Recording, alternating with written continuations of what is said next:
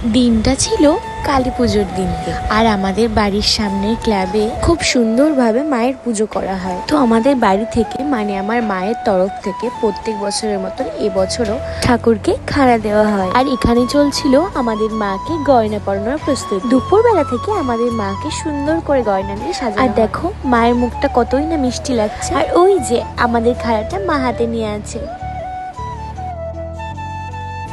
মায়ের মুখটা দেখার পর চোখই সরাতে ইচ্ছা করে। তারপরে আমরা বাড়িতে এসে পুজোর জোগাড়গুলো করি, কারণ আমাদের এখানে সন্ধ্যাবেলা থেকে পুজো শুরু হয়ে যাবে। আর আমার কালী পুজোতে দণ্ডি খেটে পুজো দেওয়ার আছে, এর জন্য আগে আগে করে আমরা সমস্ত কিছু সাজিয়ে নিচ্ছি। এবারই পুজোর থালাটা আমরা মায়ের কাছে দিয়ে আসবো। পুজো হতে বেশ অনেকটাই দেরি, মানে সন্ধ্যের পর থেকে শুরু হবে, কিন্তু এখানে আমরা দিয়ে আসছিলাম কারণ এখানে প্রচুর লাইন পড়ে। তাই যখনই অ্যানাউন্স করা হচ্ছিল যে যারা যারা পুজো দেবে পুজোর থালা দিয়ে যেতে, তাই আমরা সঙ্গে সঙ্গে তাড়াতাড়ি বাড়িতে এসে পুজোর থালাটা নিয়ে মায়ের কাছে দিয়ে এসেছি। আর পুজোর দিনগুলো তো অনেক কাজ থাকে বাড়িতে, কিন্তু মজাও হয়েছে খুব। পুজোর দিন সময় যেন কত তাড়াতাড়ি চলে আসে, তার জন্য আমরা তাড়াতাড়ি করে এই মোমবাতিগুলো জ্বালিয়ে নিচ্ছিলাম। প্রথমেই আমরা গোপালের কাছে মোমবাতি দিয়েছিলাম ঠাকুর ঘরে, তারপরে আমরা বাড়িতে সুন্দর করে মোমবাতি সাজিয়ে নিয়েছিলাম।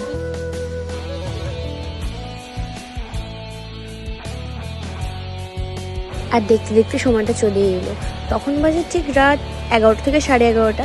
সেই সময় আমার দণ্ডি কাটা শেষ হলো এবং আমি বাড়িতে এসে স্নান টান করে আমাদের আরেক জায়গায় নেমন্তন্ন ছিল, একদম বাড়ির পাশেই নেমন্তন্ন ছিল, মানে কালী পুজোরই নেমন্তন্ন ছিল। যদিও আমাদের বাড়ির কাছে ছিল, তাই আমাদের বাড়ি আসতে খুব একটা সময় লাগেনি। বাড়ি এসে ঘুমিয়ে পড়েছিলাম আমরা, আমার খুব টায়ার্ড লাগছিল। আজকে ভিডিওটা এটুকুই, দেখা হচ্ছে নেক্সট ভিডিও।